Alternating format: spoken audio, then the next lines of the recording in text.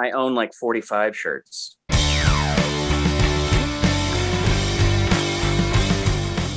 What's up, everybody? Jason, Joe, and Crams are here. And today we're doing a record review. We're talking about the new album from Wolf Alice called Blue Weekend. This is the third album from the female-fronted English rock band. We'll jump right into it, I guess. I know from our little texting back and forth that you guys enjoyed this one. Yeah. We did. Oh, yeah. Really liked it. It's the first Wolf Alice thing I've heard too. So, and I know the reviews are essentially saying it's their best, but I still want to check out the other stuff for sure. Yeah, I mean, the reviews are saying not only it's their best, but right now, and it's tough to tell because it's kind of like movies, like all the good opinions come in first, and it's usually the Brits. And for a British band like this, they are just going wild over there for them. It has like a 97 out of 100 on Metacritic, which makes it the highest rated of the year. Guardian, Telegraph, Independent, NME all gave it 5 stars. So people are really, really digging this one. I guess it took me a little by surprise because it's kind of a conventional sort of, just like rock album. It's not usually what the critics will go wild for these days. I think it's a really nice kind of combination, though. It's very surprising. First time I listened to it, just the wild mood swings from like the dream pop of the beach to some like lo-fi on Delicious Things. And then Smile comes in. It's like this grungy, almost like punk Riot Girl style. I haven't been surprised like this since, last year with Sewayama with its kind of 90s reach. But this one it's very modern sounding. Like it doesn't try to be retro, which is a really nice change. Like I am getting a little sick of like everything trying to be the 70s or the 80s and kind of just pulling those styles in. I think this one really is a unique offering, and I really, really dug it. So very impressed with this band. I don't think I listened to any of their other albums. I know they're well regarded, but this one just totally caught me by surprise. So I'll be the bummer for the video. I think it's a good record. I do think it's, a solid release. I have heard all of their records. For me, the issue with this band, I don't really understand the hype. They're good, but to me, they lack identity. Like, I don't know who this band is.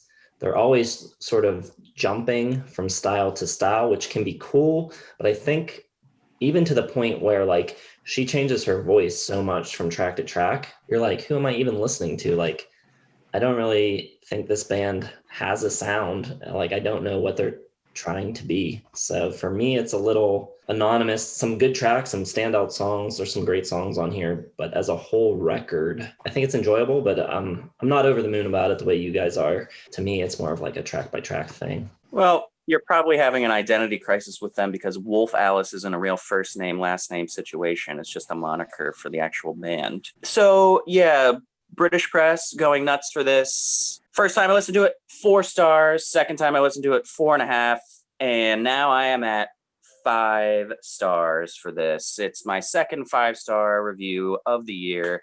Jason's dead wrong. This is a really interesting record, fascinating because every track gives you a little something different, but I still think there's an underlying, unifying touch to this. Joe was right. There's a lot of different vibes on it. You get the beach with like the dream pop sort of stuff. Last Man on Earth is absolutely fantastic. And, the approach to this, like Joe said, isn't like we're going to try to modernize this old, underground 80s sub pop sound and stuff like that. It's just kind of approached from, we're going to write good, simple pop rock songs, 3 to 5 minutes, and then we're going to see what sort of flavor based on the lyrics and the mood and the drama in the songs is best.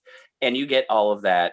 Like the way these songs are crafted, they have these really nice dramatic lifts and stuff in them that really let you feel stuff kind of out of nowhere. One of my favorite moments in music this year is The Last Man on Earth is this like really nice soft piano ballad for the first 2 minutes. And then it's sort of like a song about needing help and feeling alone. And then she says like, you should be asking for help, and out of nowhere it just kicks in with the drums and the bass, and it like hits you like a ton of bricks. It's really moving.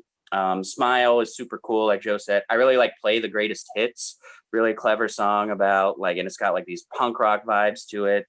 No Hard Feelings has like a really cool, just like circular kind of like guitar pattern on it. I thought the little touches of instrumentation on here are great. You know, if you're a hard rock enthusiast or classic rock, it's not likely you're going to come across albums that have the flashy playing with just leads, where the parts are the star of the show.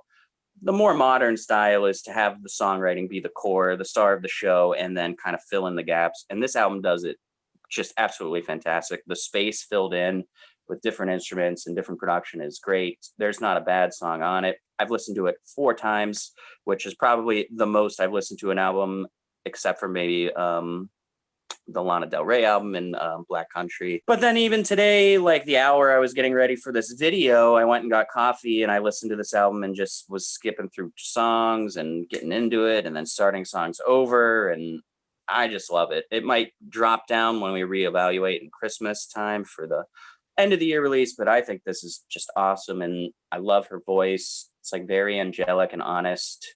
The lyrics are very just kind of forthcoming. There's nothing too crazy about it. They're worded very nicely, but there's not a lot of digging you have to do to understand them. So I think this is just, you know, like Joe said, it's nothing crazy. It's just the quality of nothing crazy experimentally, but the quality of just good rock writing is out of the park here for me. Yeah, I agree. I think the thing that binds it all together is Ellie Roswell's writing, for one thing, her voice, and they do, you know, I'm going to break with Jason on this, and I like the way she sounds different every time. Some, it's just, you know, her and a guitar, and it's very sparse. And then other times they do like quadruple tracking. There's backup vocals by the drummer and I think the bass player. And it actually, in a weird way, reminds me of like an early Queen album where, you know, on Queen 2 or Sheer Heart Attack, it's like kind of all over the place. They're just experimenting with different styles. It's all kind of around Ellie Roswell. Like Kramser was saying, there's not a lot of, I don't think there's a single, there might be like one solo, and it's a very short one on the whole record, but the playing's really good. And there's a couple interesting tracks, and this is another thing that kind of reminds me of Queen for some reason. Like Safe from Heartbreak reminds me of Nevermore or Funny How Love Is from Queen 2, where it's not like a full song. It's like 2 minutes shorter, and it just kind of ties together the songs that came before it, like with a thematic kind of element there. And it never kind of breaks into a big chorus or anything. It's just sort of repetition. Real pretty, though.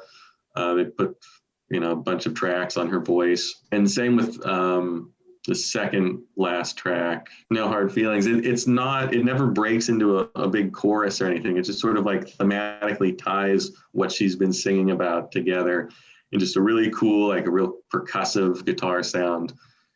And it's interesting the way the whole album is sequenced and tracked like that. And it ends with The Beach too, sort of summarizes the whole thing. And, you know, there's plenty of big hooks and choruses on here, but not every track has to have them. I think it doesn't need that like binding sound throughout that Jason is looking for, because it has that throughout the whole album. I think each track sort of does its own and like bringing it all together. So I really liked it. I have it at 4.5 stars now. I had it at 4, but I think it's just by far the best thing I've listened to. You know, I've compared it in my head to like the St. Vincent album, and I just like it a lot more than that. I think the more I hear this and think about the other things I've listened to this year, this one just keeps standing out as just different, unique, not retro, not trying to be something else, trying to be very modern. And I think this is the first album I've heard this year really that,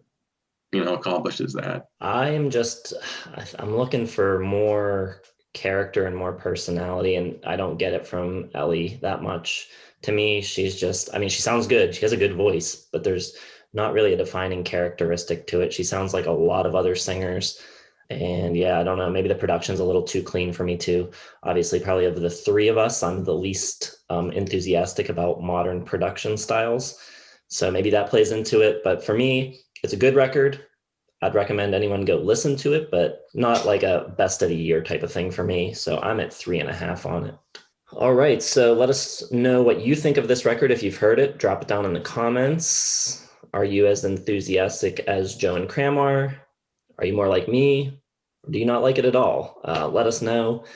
Be sure to hit the like button, subscribe to the channel if you're not subscribed yet, hit the bell for notifications, and check the description for links to all of our social media accounts.